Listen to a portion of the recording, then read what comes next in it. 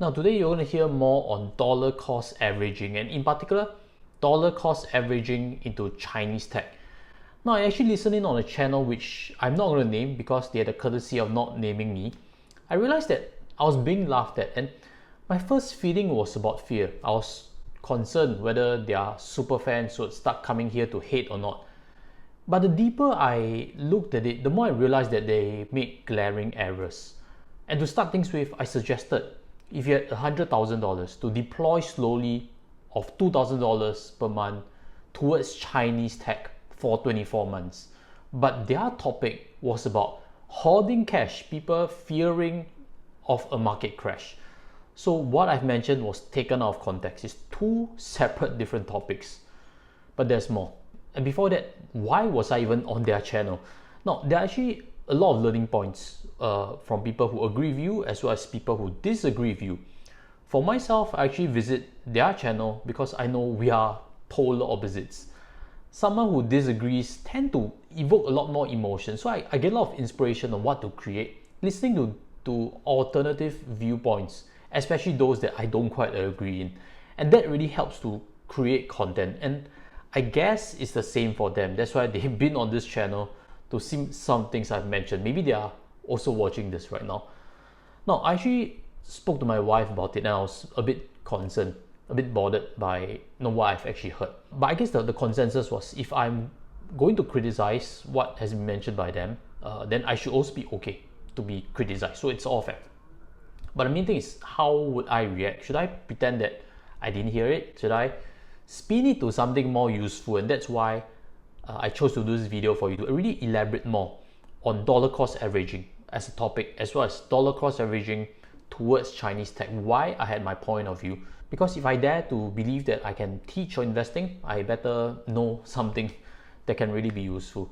And so today's video, I'll leave the rebuttals towards the end of the video. If you're keen, stay on for it. If you're keen to learn on dollar cost averaging or this topic of DCA into Chinese tech, then I'll start off with that.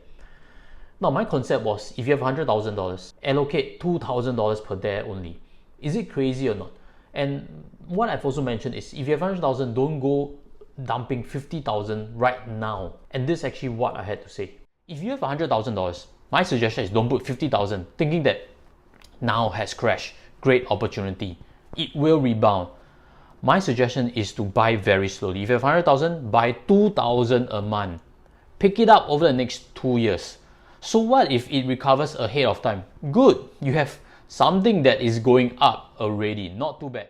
Now, whether you feel comfortable or uncomfortable by that idea of only 2,000 per month, if you have 100,000, really lies in the difference we have in how we view this opportunity. I've done enough research to suggest to myself at least that crash sites such as those that happened 2008 US banking, or right now the recent crisis in aviation, in travel industry 2020, I believe crash sites tend to underperform for a prolonged period of time. It's better to go really slow if you're really keen to that sector. So nobody knows whether we are right or wrong. So the key difference is if you are bullish on the opportunity, naturally you feel it's too conservative. I can understand that. But the question is, if there's a chance that I'm right, that the sector underperforms, would it make sense to buy slowly? Would it make sense to buy over a period of 2 years, then go hunting for bottoms? Makes sense, right? To really gradually have a system, buy over 2 years. There's simply no need to rush to allocate that. You can always allocate to Europe equities. I've covered before on this channel. You can always allocate towards Asia small cap. I've also covered before on this channel. There are multiple opportunities. You can even go to different asset classes like properties. So there's no need to rush towards a supposed opportunity. So the scenario again is, if you have 100,000, are you firstly okay to invest all or not? Firstly, have you had certain cash buffers set in? Have you had certain emergency cash already set in?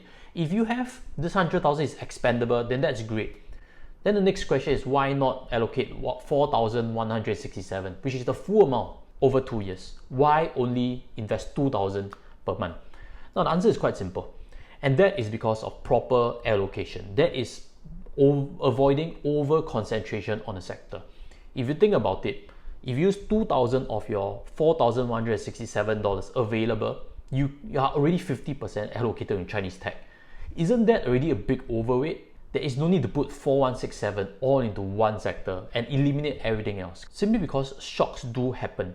You know what's happened now to Alibaba? I also have Alibaba shares. I've already mentioned this channel. What has happened is a shock, a new political risk that has arisen.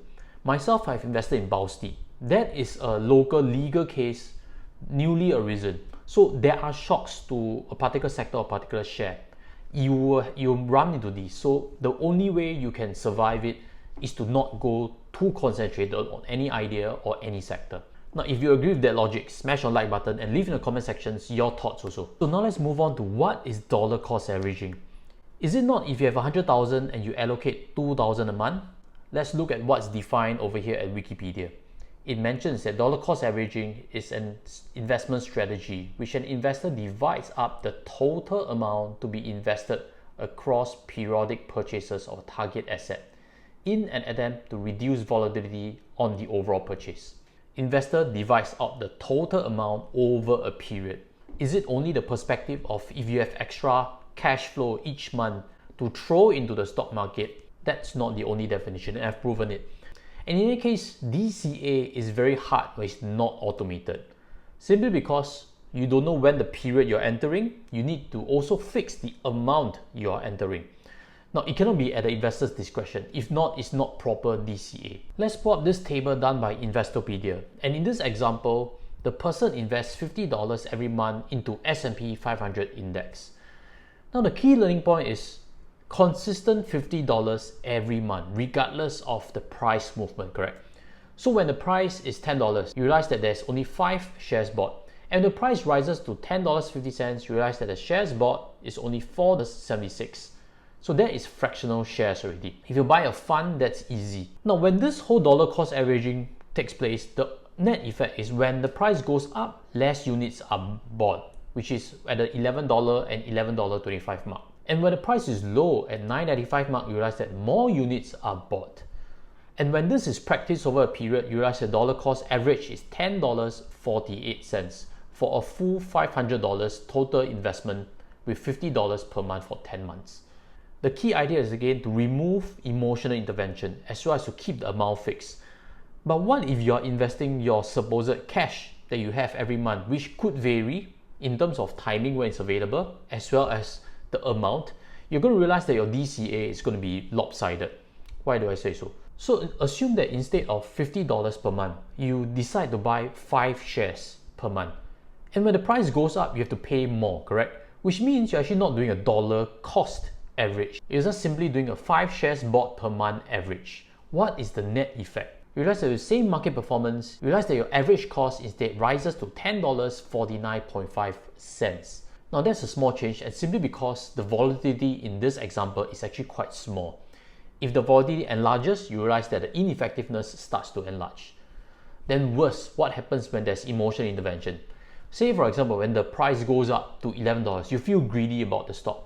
You feel bullish about it. So instead of doing $50, you go and put $100 per month because you're thinking it's going to go up.